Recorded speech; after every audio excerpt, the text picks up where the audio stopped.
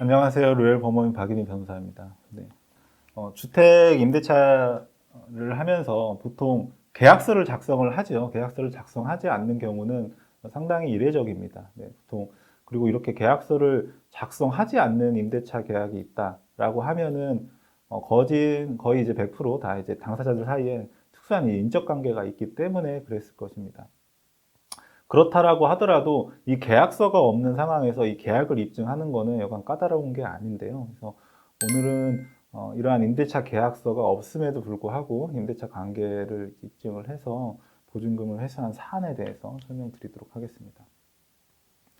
간단하게 사실관계를 좀 정리를 하면 이렇습니다. 임차인이 자기가 이제 결혼할 사람이랑 이제 결혼을 하면서 그 배우자의 오빠 소유의 부동산에 들어갑니다. 네, 그 신혼생활을 이제 오빠 소유의 부동산에서 진행을 하게 됐고, 그러면서 이제 오빠한테 7,500만 원을 송금을 합니다. 이후에 이 임차인은 배우자 오빠 소유의 부동산에서 혼인 생활을 하다가 혼인 관계가 이제 파탄에 이르러 가지고 별거를 하게 되면서 이 집을 나옵니다. 임차인이.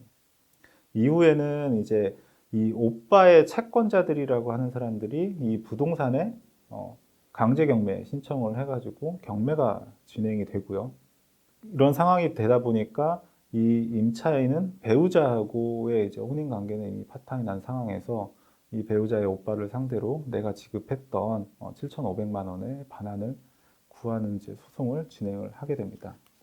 소송을 진행을 하면서 오빠의 채권자가 진행을 했던 강제 경매는 이제 취하가 됐습니다. 취하가 됐는데 이 오빠가 이 해당 부동산을 다른 제3자한테 또 매매를 해가지고 소유권이 이제 넘어가게 됐습니다. 대략적으로 사실관계는 이제 이러한데 여기에서 이 사건의 쟁점은 첫 번째는 임대차 계약서가 없는데 임대차 관계가 인정이 되느냐 하는 문제입니다. 사실 계약이라고 하는 게 꼭 계약서가 필요한 거는 아니죠. 예, 구두 계약만으로도 계약이 이제 성립될 수는 있지만 사실 이제 입증의 어려움이 있는 거죠. 그리고 그렇기 때문에 이 사안에서도 임차인은 내가 지급한 7,500만 원이 임대차 보증금 명목으로 지급된 거다라고 이제 얘기를 했고 그 배우자의 이제 오빠죠. 예, 임대인이라고 지칭을 하면 임대인은 나는 처남이랑 임차인이랑 그런 내용의 합의를 한 사실이 없다. 그리고 그냥 동생한테 편의를 봐주기 위해서 내가 그 집에서 살다가 나갔고 동생 부부가 집에 들어와서 이제 살게 된 것뿐이다. 그리고 내가 처남한테 받은 7,500만 원은 3년치의 월세를 미리 받은 거지 이게 보증금으로 받은 거는 아니다. 내가 이거를 월세로 받은 거기 때문에 보증금이라고 해가지고 이거를 반환해야 될 의무가 없다라고 이제 맞섰습니다. 그러면은 결국 이 케이스는 계약서가 없는 상황에서 이 7,500만 원의 돈이 지급이 된 건데 이 지급 전후 사정을 고려해가지고 이 임대차 계약이라고 볼 수 있느냐에 어쨌든 의사 해석의 문제로 귀결이 되거든요. 저희는 물론 이제 임차인을 대리해서 진행을 했고 법원에서도 배우자의 오빠한테 지급된 7,500만 원이 지급이 되고 오빠가 살던 아파트에 이 임차인 부부가 들어와서 결혼 생활을 했고요. 그리고 이 보증금 7,500만 원 중에 일부를 지급을 하면서 이 이체 내역에 보증금이라는 이제 기재가 되어 있었습니다. 네, 그래서 이러한 이제 사정을 종합을 해서 임대차 계약서가 없지만 임대차 관계를 인정을 할 수 있다라고 판단을 했고요. 그리고 이제 그 매제가 주장했던 임대인이 주장했던 주장들에 대해서는 이 신혼생활에 사용할 아파트 임대차 계약을 체결을 하면서 3년치의 월세를 선납하는 경우는 상당히 이례적이다. 그래서 그런 경우는 상당히 이례적이기 때문에 7,500만 원이 3년치의 월세 성급이다라고 하는 부분을 받아들이지는 않았고요.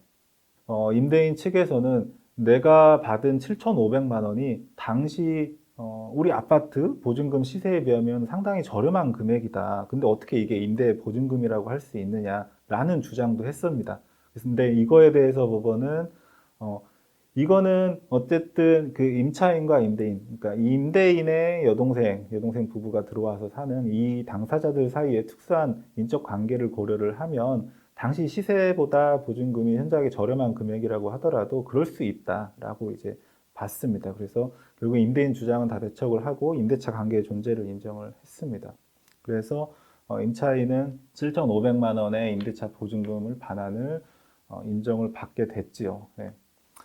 그 다음에 생각해 볼 문제가 그러면은 계약서가 없는데 그러면은 이 임차인이 매형인 임대인한테 이 임대차 보증금의 반환을 구하는 근거가 뭐냐는 거죠. 예, 계약서를 작성하지를 않은 상황이었고 그렇다라고 하면은 우리의 임대 기간이 어느 정도 되는지 기재가 되어 있던 것도 아니었겠죠, 당연히. 그리고 그렇다라고 하면은 기본적으로 이 보증금의 반환은 임대차 관계가 종료가 돼야 되는데 종료해야 되는 사유는 기간이 만료되거나 아니면 중도에 해지되거나 해서 임대차 관계가 종료가 되고 그럼으로써 보증금 반환을 구할 수 있는데 중도 해지 사유는 없었고요. 그러면 임대차 기간 만료가 됐다라고 해서 보증금 반환을 구한 건데 이 임대차 기간 만료가 언제 만료가 됐냐라는 거죠. 계약서도 작성이 되지 않았기 때문에요. 그런데 이제 우리 주택임대차보호법에는 임대차 기간을 정하지 않은 임대차 계약은 2년으로 본다는 규정이 있습니다.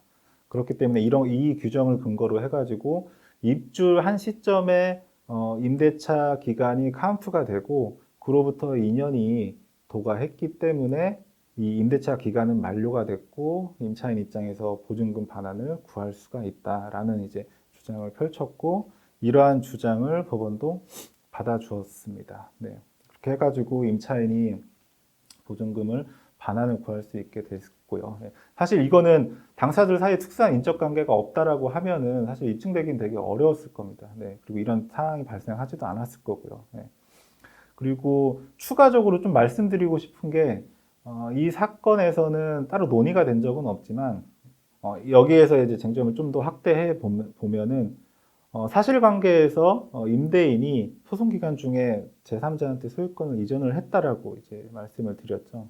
그리고 강제 경매도 진행이 됐었다. 물론 이제 그 이후에 취하가 됐지만, 그래서 이 부분에 대해서 생각을 해보면은 임대 기간 중에 소유자가 변동이 되면 보통은 이제 인도를 받고 전입 신고를 하면 대항력이 생기기 때문에 새로운 소유자한테 내 임대차 관계 주장을 할 수 있고 보증금 반환도 구할 수 있지만 이 사람은 따로 임대차 계약서를 작성을 하지 않았기 때문에 또 이쪽에 전입 신고를 하지 않은 것 같습니다. 그래서 대항력이 없는 상황이었고 그렇다면은 결국 새롭게 소유권을 취득한 사람한테 임대차 관계를 주장을 할 수가 없는 상황이었고 그 사람이 나가라고 하면은 뭐 어쩔 수 없이 나가야 되는 상황이었겠죠. 예.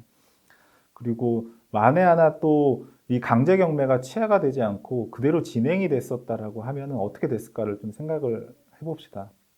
그러면 이제 이 사람이 경매 대금에서 보증금을 회수할 수 있었을까? 어쨌든 이 임차인은 대항력이 없기 때문에 경매 절차에서 낙찰을 받은 사람한테 본인의 임대차 관계 주장을 할 수는 없을 거고 따라서 이 경매 대금에서 임대차 보증금을 회수할 수도 없었을 것입니다. 솔직히 말씀을 드리면 그에 앞서서 이 임대차 관계가 맞냐라고 의문을 가졌겠죠. 경매 법원에서는. 사실 이제 그런 부분조차 입증하기가 쉽지는 않았을 겁니다. 그렇기 때문에 이러한 이제 임대차 관계를 임대차 계약서가 없는 상황에서 입증하는 게 쉽지를 않기 때문에 이러한 상황에 처한 사람들은 반드시 법률 전문가의 도움을 받아서 법적인 구제 절차를 밟으시는 게 현명하다고 생각합니다. 네, 감사합니다.